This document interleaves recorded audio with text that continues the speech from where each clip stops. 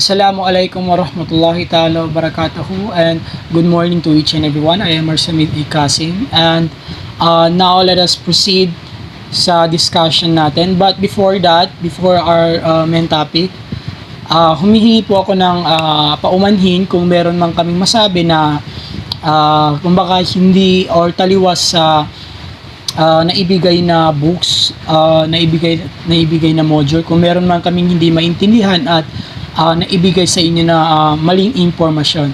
Kasi nga alam natin na ang pinag-uusapan dito ay ang Islam, which is alam naman natin na kung meron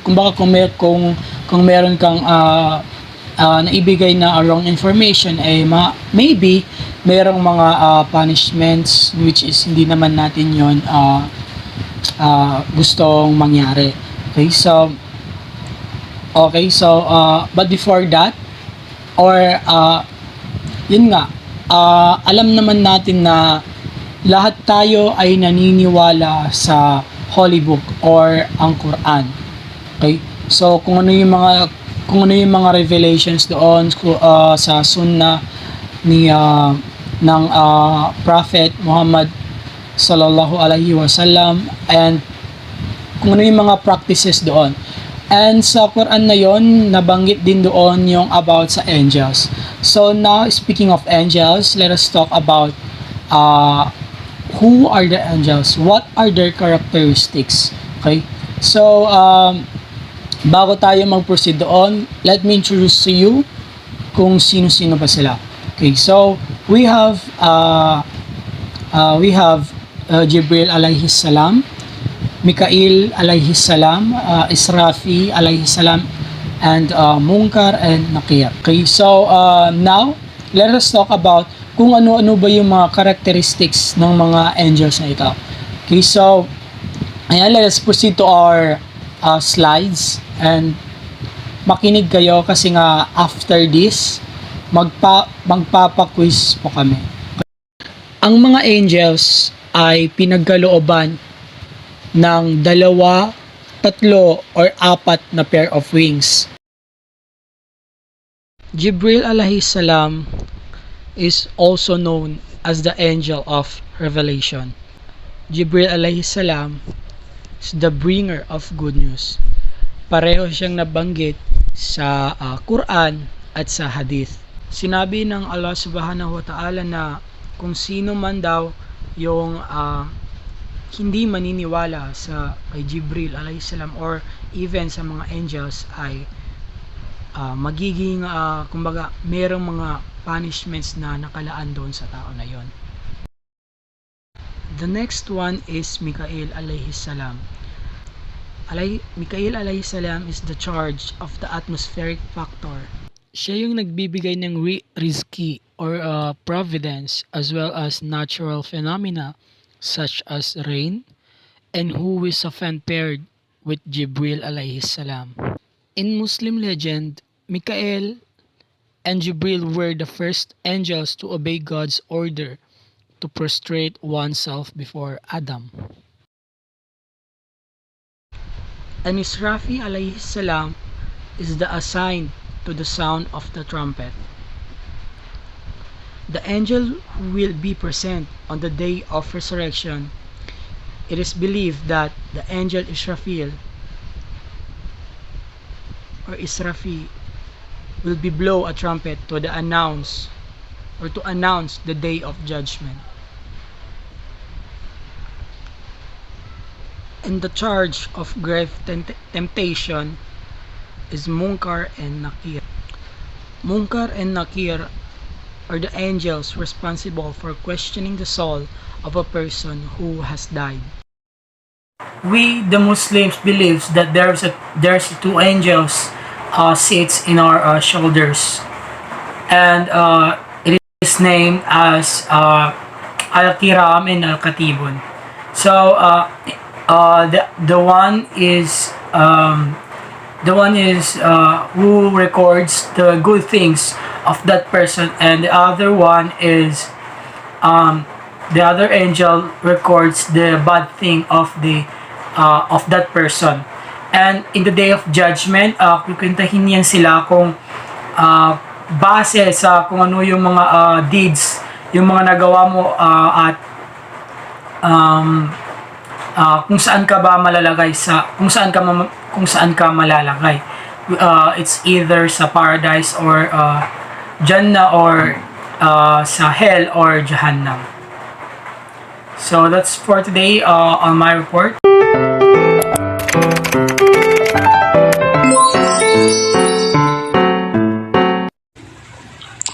Allah provided the two angels responsible of writing down the man's works. Allah said in the Quran, Surah Qaf, Ayah 17 to 18, He said, إِذْ يَتَلَقَّى الْمُتَلَقِّيَانِ عَنِ الْيَمِينِ وَعَنِ الشِّمَالِ قَعِيدٌ. Moreover, there are two scribes, one each sitting on the right and the left, recording everything. ما يلفظ من قول إلا لديه رقيب عتيد. He utters not a word, but there's a vigilant watcher at hand. So what does it mean? Every individual has two angels assigned to us who record everything we do.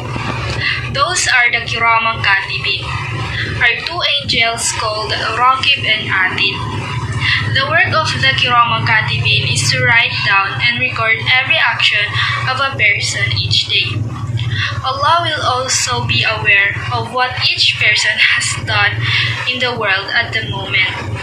In addition, two witnesses will provide documentary evidence of the person's acts and deeds. It is impossible for us to have a precise understanding of the nature of the documentary evidence. Allah quoted the guardian of hell, saying, "And those who disbelieve will be conducted in groups to hell, whose doors, when they reach it, it will be open. And its keepers will say, Don't you have submitted your messenger's train, which you dictated the verse of your Lord, and warning you about attendance of this your day? They will say, Yes, but the word of punishment was fulfilled on unbelievers." Surah Az-Zumar, Ayat 71. That is, the gates of hell will not have already been opened, but it will open on their arrival. There, just as the gate of prison is open on the arrival of the culprits, and is closed as soon they have entered. And this ayat reminds readers of the other world where Muslim belief people will see the outcome of their own deeds. And Allah mentioned their leader, chief and driver with his word and cry, O Malik, that the Lord will annihilate, and he will say, Lo, here abide. Surah Az-Zukhruf, Ayat 77. Nagmula sa kailaliman ng impyerno, from behind the locked doors, the sinners is no longer asking for help, since nawala na sila ng pag-asa. All they can do is to permitted to die and for their pen to stop. The only thing one can hope for is to die dahil sa paulit-ulit na sakit na kanilang iniinda dahil sa pagpaparusa sa kanila. And he quoted the guardian of heaven, saying, In return, the righteous will be conducted in groups up to heaven, and arriving there, will open its doors, and its keepers will say, Peace be upon with you. How excellent is what faces. So enter, because here will you abide forever. Surah Az-Zumar, Ayat 73. Yet, there is more to this blessed enjoyment. There is something greater and far more honorable. They are honored by an address from on high. That is, the paradise which has been granted to each of us is now our property, and we possess full rights of it. Assalamualaikum warahmatullahi ta'ala wabarakatuhu. I am Norhainie Kamensi, and he mentioned the throne boats with his exalted word, and the angels will produce and eight of them on that day bear the throne of your Lord. Al-Haqqa 17. Binanggit din ng Allah subhanahu wa ta'ala ang bota ng trono kasama ang kanyang kataas-taasang salita na وَالْمَلَكُ عَلَى أَرْجَائِهَا وَيَحْمِلُ عَرْشَ رَبِّكَ فَوْقَهُمْ يَوْمَئِذٍ ثَمَانِيَةٌ. Believe in all angels and the rejection of everything that harasses. It is a Muslim's duty to admit the existence of all the angels and love them, respecting them with no distribution between any of them. God in reported, they are noble servants, not disobey God, create in them and act according to what was commanded. These qualities are all one unit, without difference or divide. It is also Muslims most avoid all that can most them or cares with this work to force them units from unbelief, idolatry, sins and bad odors and the like. Ibig sabihin lamang nito ay ang mga Muslim ay naniniwala sa lahat ng mga angel, na dapat ay mahalin sila at nirerespeto at pinaniniwalaan. Ang pagkakaroon ng lahat ng mga angel ay walang pagkakaiba sa pagitan ng alinman sa kanila. Tulad ng inulat ng Allah subhanahu wa ta'ala, sila ay marangal na lingkod, hindi sumusuway sa utos ng Allah subhanahu wa ta'ala. Kumikilos sila alinsunod sa kung ano ang inuutos sa kanila. He said, God Almighty is saying, whoever is an enemy to Gabriel, who no she, with the blessings of Allah, He sent down the Quran on your heart, verifying that was revealed before. A guidance and good news announcement for believers. Who is the enemy of Allah, His angels, His messengers, Gabriel and Miguel, know that Allah is enemy of the unbelievers. Al-Baqarah, Ayah 97-98.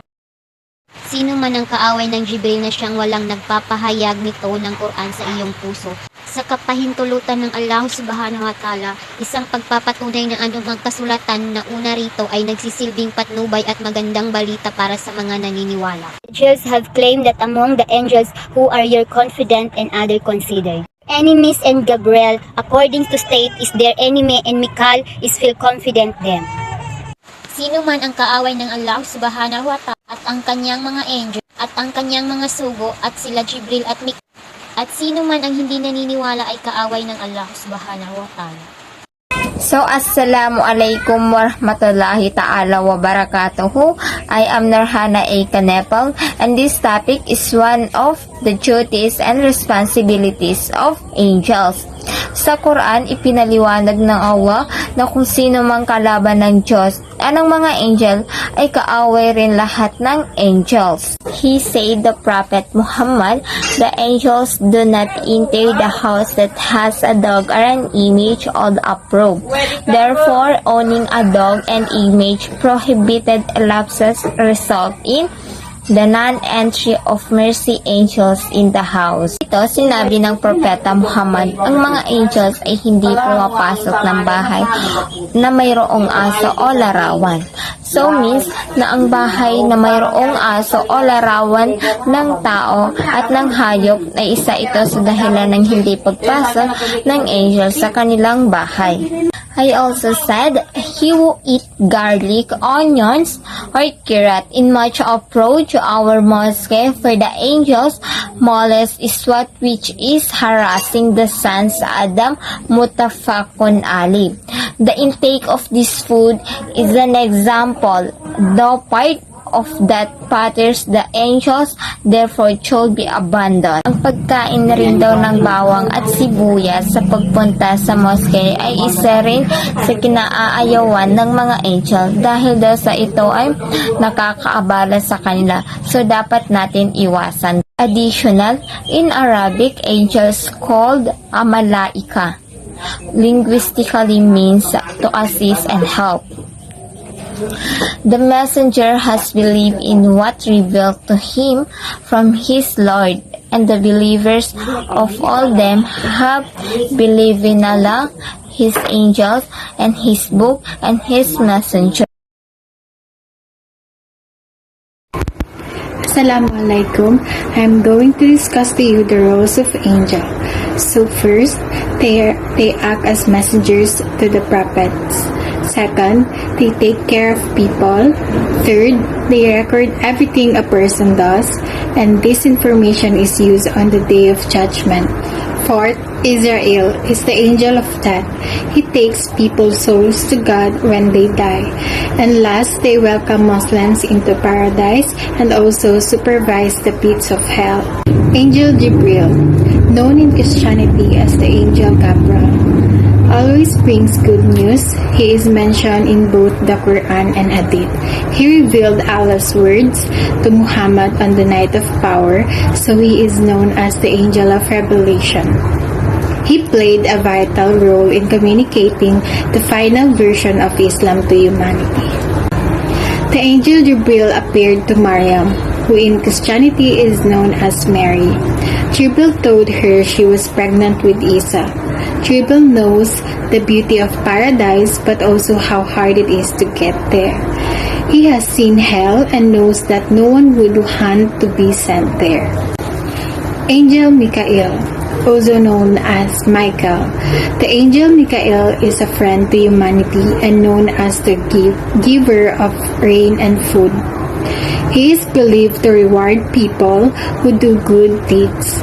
He asks Allah to forgive people's sins as he is the angel of mercy.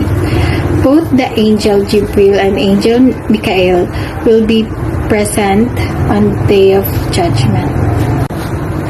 There are other angels in Islam, such as Israel, the angel of death who takes the soul from bodies when people die so they can enter the afterlife. Israfil is another angel. It is believed that he will blow a trumpet to announce the day of judgment. First, they are God's creation. One may think, with the status ascribed to them, that angels are not God's creation. Christians have fallen victim to this very misconception and suppose that the Holy Spirit is not God's creation, but rather a part of God Himself. Second, they cannot be seen by the naked eye. Man cannot behold angels in their original forms with his physical eyes. Third, they have no gender. One must remember that they, angels, are neither male nor female. Fourth, they are of three ranks. They all do not belong to the same rank. Fifth, they are unable to commit sin. The angels are such a creation that they have not been given the power to commit evil. Next, they fulfill Allah's command to its fullest extent. Angels are not only unable to disobey Allah's command, but they have such inherent faculties that they completely fulfill God's command in its entirety. Next, no external force can manipulate them. Angels are stern and severe. No other force can influence or affect them. Rather, they influence and affect fully any substance for which they are commanded to influence. Next, they are countless in number. Their number is immeasurable to human being. Next, they follow a system of an administrative order. They are fixed in their position of administrative service to the extent that they hold offices of rank, authority of different divisions. Next, they are limited in their state and strength. Angels are, in contrast to human beings, limited in their powers and capabilities. Next, they have free will but to an extremely limited extent.